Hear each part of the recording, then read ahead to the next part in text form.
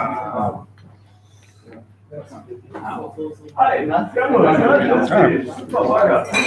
are live.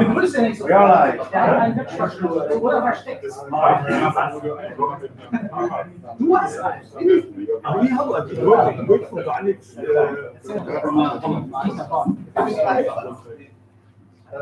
Yeah.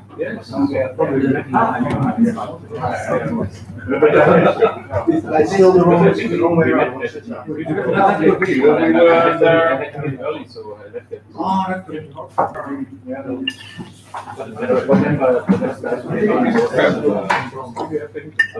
that's good. We are live, and of course, okay, we have a last thing too. Not getting switches. Yes. Wait. Yes. Everybody has something to eat. There's still one coffee missing. Everybody has a place to sit, and everybody has his phone turned to silent. And welcome to PlanetsCon 2018. It's amazing to see you all of you again. I must not crush Dazdya. Before we begin, I'm stalling some time before the slides are in the right screen. I'd like to thank everybody who made this possible. Matthias, of course, for getting the location. Robijntje for helping with the food. McNimble, who's not here, for helping with the streaming. And Fakudi for fixing everything at the last moment. Everybody who wants to give a presentation, like Big Beaver, and like Mr. Mentor, and Mr. Alexi, who's not here, but who will be joining us from Finland. Who did I miss? And anybody else who has helped or given advice, especially when I didn't want it. Do we have a slide yet?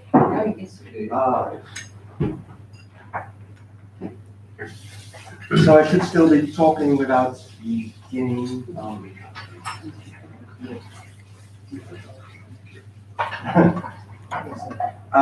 What can I talk about before starting?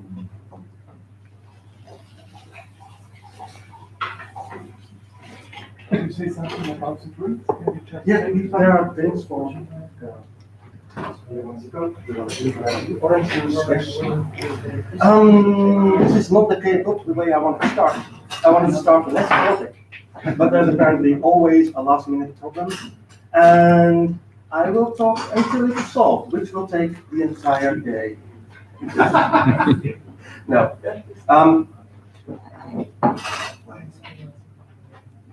Yay, this is what I wanted. Yeah. Okay, thank you. I know.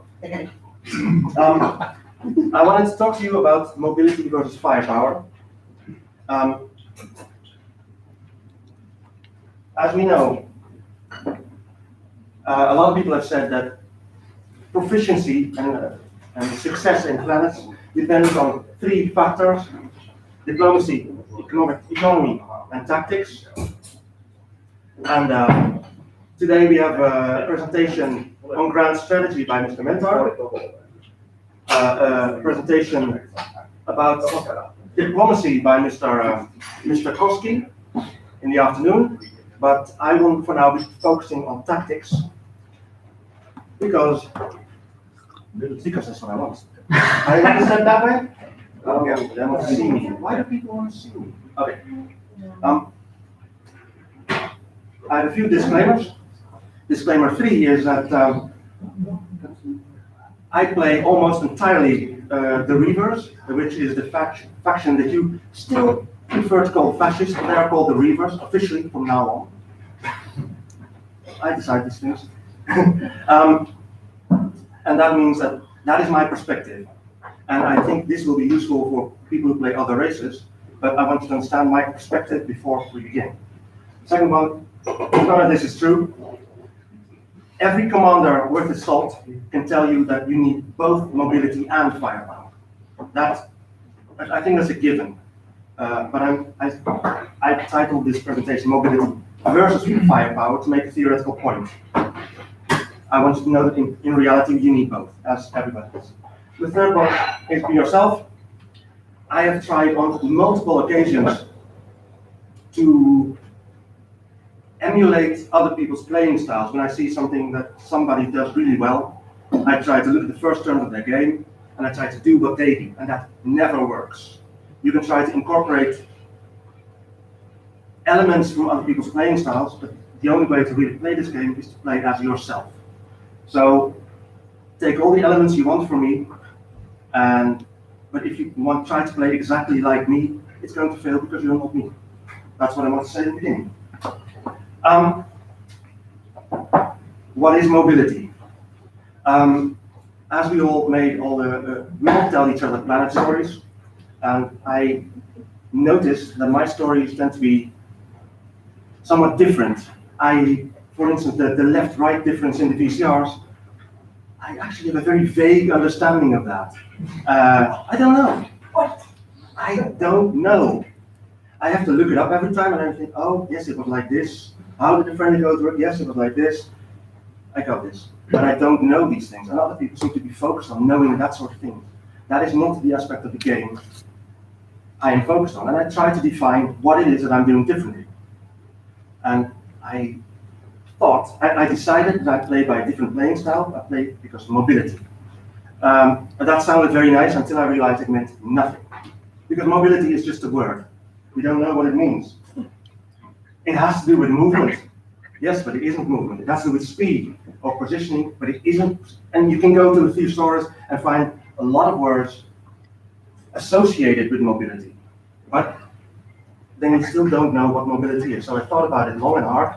And after a moment, I decided that mobility is not firepower.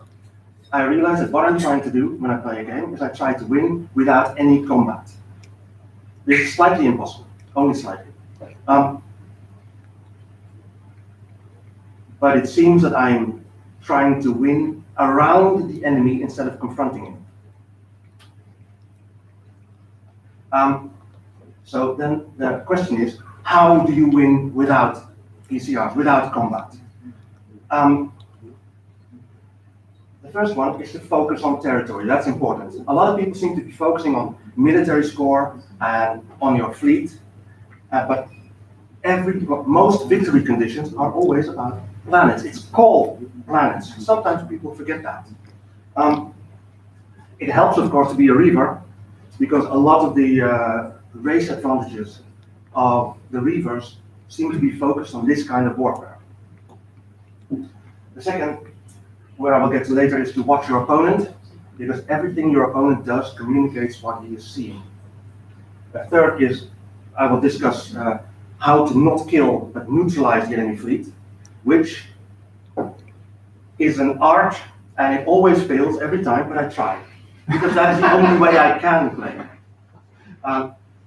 And the first one, I put it at number 1 because it's the first thing I'm going to explain, but you have to know the other things before you understand it. So that's why I put number 1, even though it's the last on the list. I want to create impossible choices for my opponent.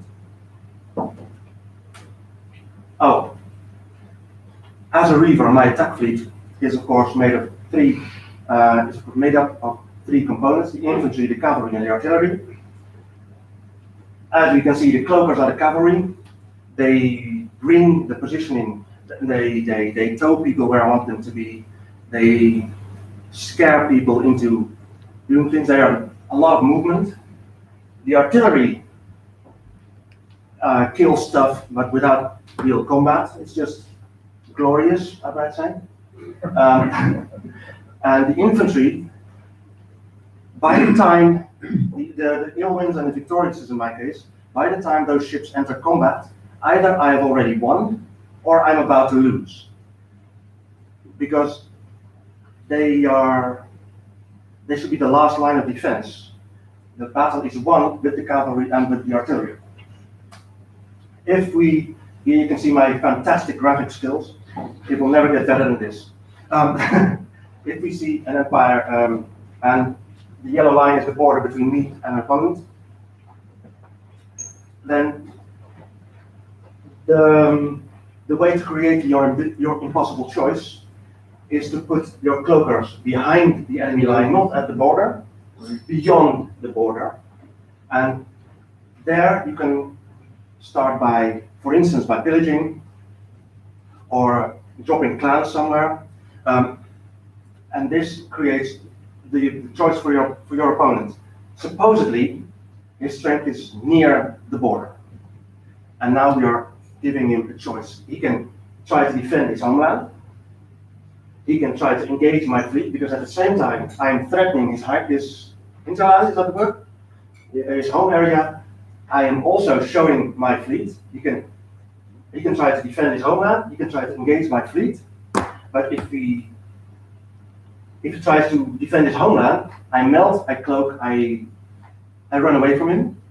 If he tries to defend against my fleet is just defensive, and I grab some more planets. And if he tries to divide and do both things, my hope is that I am better at that than he is. So that is the kind of impossible choice I'm trying to create for my opponent. That whatever he does, I have a move that can defeat that already.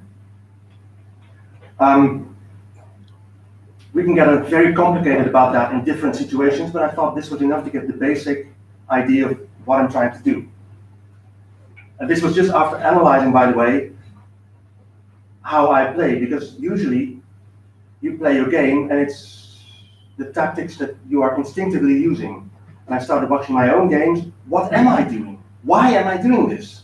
Because I don't know if you've ever looked at your own game after you finished it, and you start looking at turn 12, I took this planet, but not yet. Why did I take this planet?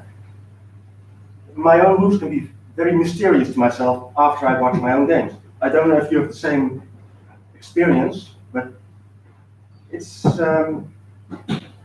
I get that impression. Here we get the part where we watch our opponents and try to neutralize the enemy fleet, because this is my fantastic graphical skill displaying where opponent might lay a minefield. That is the usual response after this kind of attack. People try to move their ships and they lay minefields. And this is an advantage. People always think that minefields are terrible things and that you have to be afraid of them. Do not do that. Whatever your opponent is doing is telling you what he is thinking. This is an attempt at communication, and your opponent does not realize it. He thinks he's defending his empire, and he's probably defending the planets here and here that are most important to him. And he's giving you that information for free. I can talk about that a lot, but that is really all you need. Everything he does is communication. So after you do that, you need to neutralize his enemy fleet. You know what he's thinking. These planets are important to him. How do I keep his fleet there and leave my own ships free to take other territory? Now we get to, if I hope that's the next slide. Give me, yes. Oh, yes.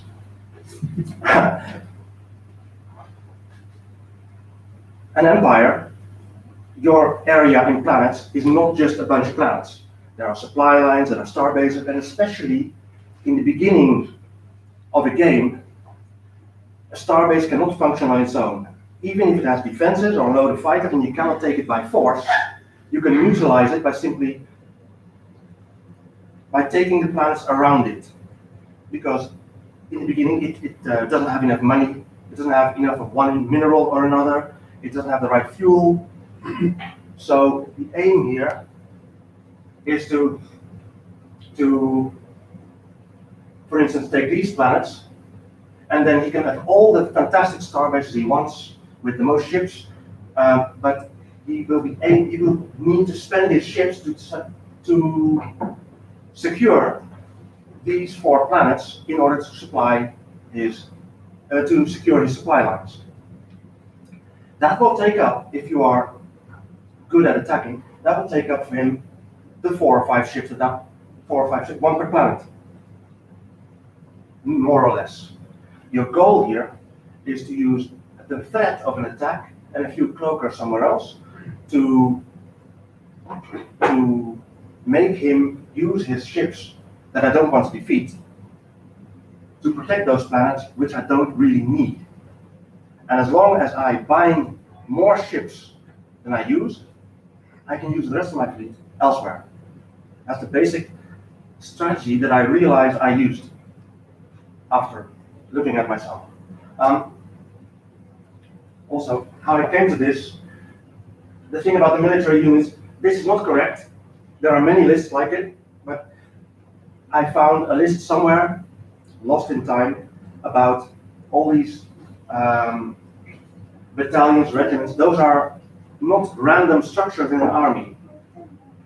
They used to be for different reasons, and it varies by century and by country. So this list is it's not correct. Part of it could be French or German, part of it could be from 17th or 15th century, I don't know.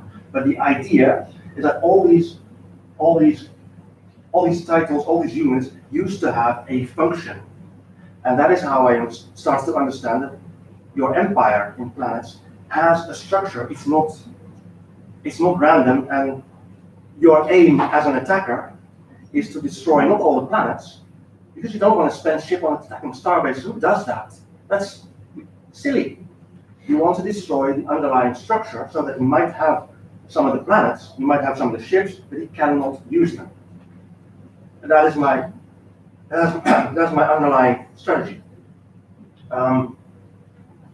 And there's a quote there that you may be able to read from the movie 13 Days about the Cuban Missile Crisis that gave me part of that idea, that if a ship fires on a Russian ship during a blockade, it's not about an act of war, it's an act of communication between President Kennedy and what's his name, Secretary Khrushchev. And all those elements, made me understand how I am actually fighting a war. And the point is that this is, in a tactical sense, I'm not using my ships very differently from the most of you. If I see an opportunity in a real game, I will attack a planet if I want to take it. But there's a different philosophy behind it. That's the point I'm trying to make. I think we already discussed most of this. This is going pretty fast. Of course, there's also defense, because someday someone might attack you because you attack all these people and they are annoyed. Some of them are. A lot of these are common sense, but again, we use them as a way to focus on the philosophy behind it. If someone attacks you, he probably has some sort of fleet or spearhead that he uses to attack the things that are important to him. He wants to annihilate my starbases for some reason. He could just do the same to me, and I would be helpless, but they always go for the starbases. I don't know why. The first thing we always do, of course, is controlling the fuel, but now we learn why we do this. We control the fuel so that its ships are contained in an area so we can flank around it, just like in an attack. If he tries to resupply, to refuel his fleet, then we throw two glory devices every fire cloud, or whatever he uses to refuel. Kobolds are also very nice to blow up. This way, suddenly your opponent realizes he's been attacking you for 100 light years, and now suddenly his Gorbies need to refuel. Gorbies take a lot of fuel, and maybe he can take 2 or 3 or 4 planets, but then suddenly he is at the point where he needs all the fuel he has just to get back. What does he do? Does he send in more ships to resupply his fleet, or does he withdraw his fleet? Usually he sends in more ships to resupply his fleet, and those ships are almost always more fragile and more easy to hit than the Gorbies themselves. So in the end, he might take part of my empire, but I envelop him and make it impossible for him to get any further. That's the general idea behind this. Same thing with making things too costly to hold. That is where the reverse race abilities are perfect. You can pillage, you can drop clans with an attack advantage, so you can always take back the planets he took, and nobody brings enough clans. It's one of the things that puzzles me. The one thing that you have in this game that you need to bring with you that you cannot get from the enemy territory is clans.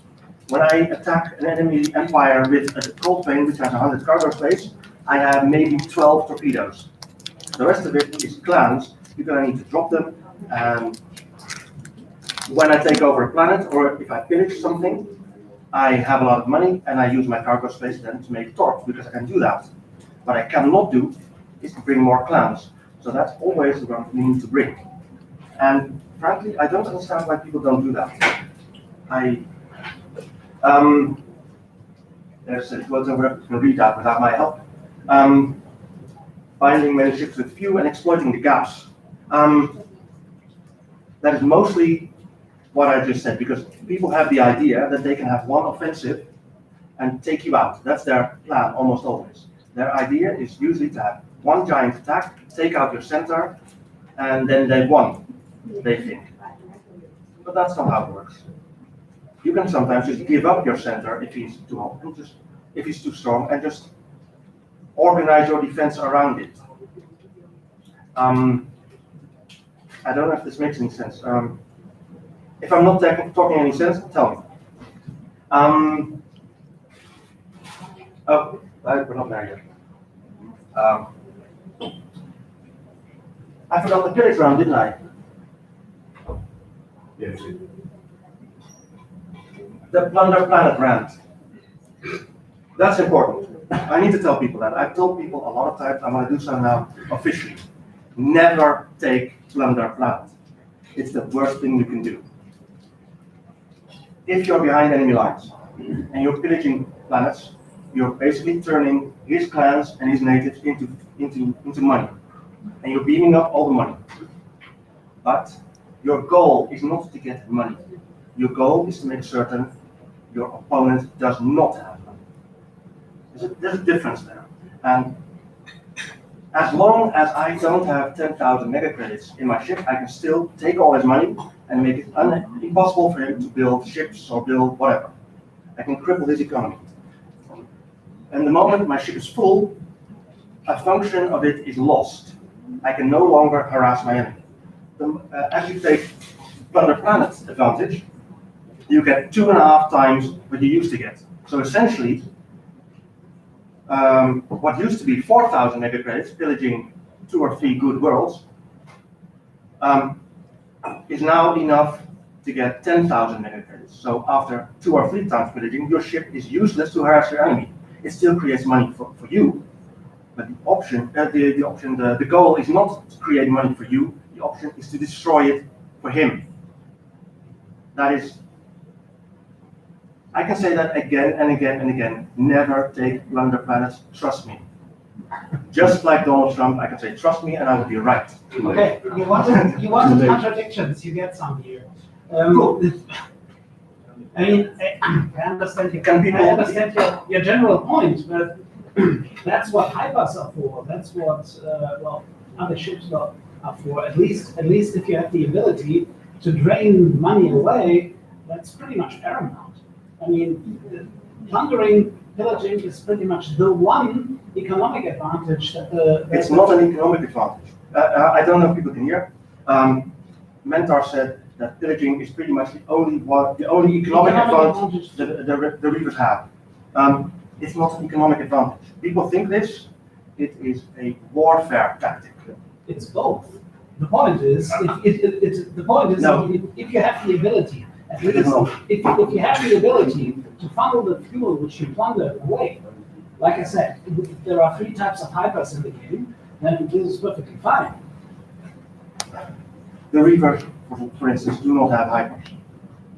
And I know everybody likes ship trading, but let's not be insane. The reavers do not have hypers.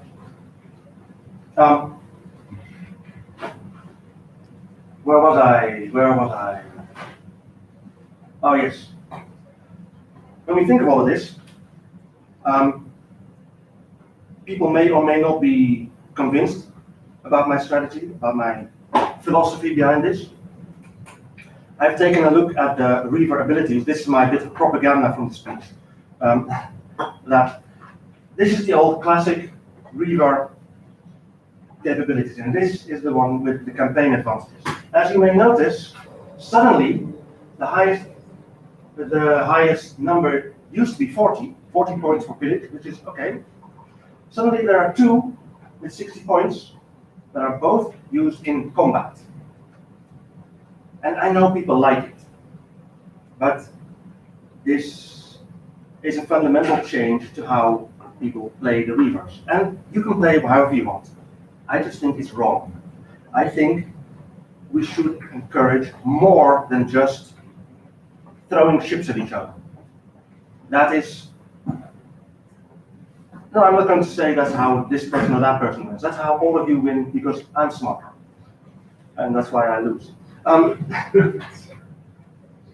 But I feel about this very strongly that the game is more and more in favor of firepower, in favor of combat instead of subtle strategy.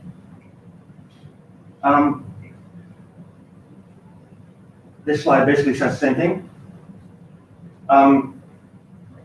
In the metagame, firepower is encouraged, and race abilities like the Reavers have now more combat-related race abilities, and I am not entirely certain what the advantages are of the bird ability to intercept with, I forget the name.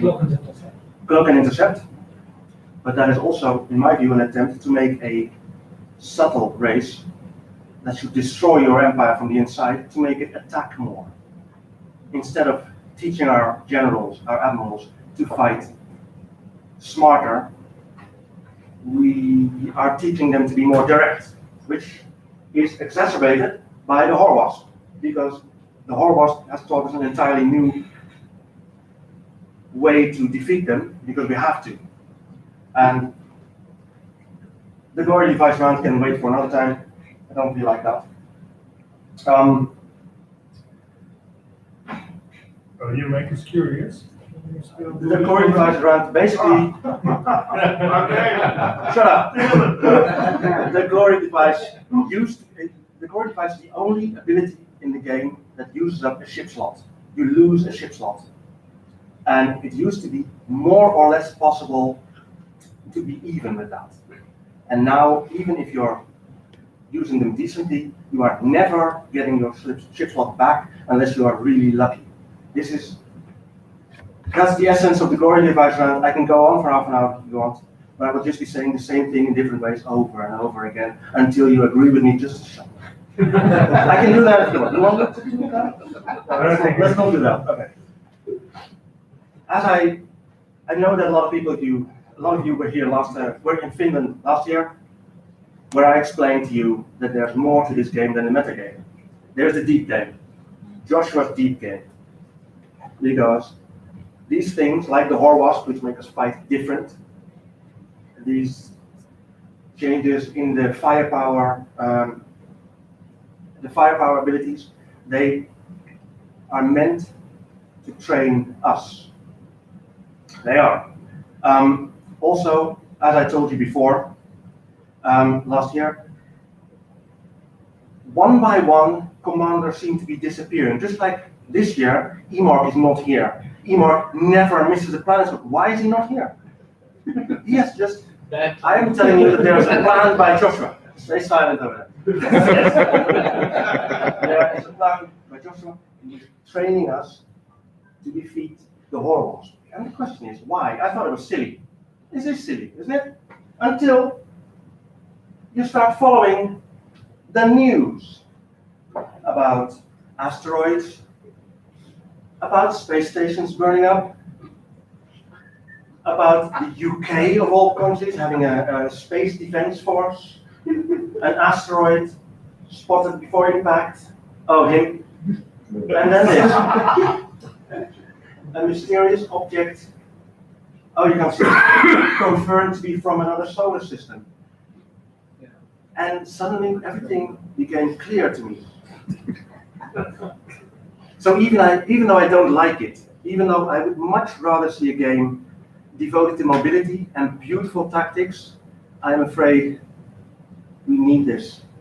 Thank you for your time.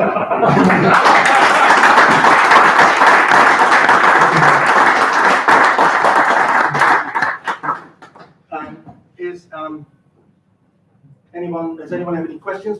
Keep in mind, regarding the subject of my presentation, the FSB and everybody's probably watching.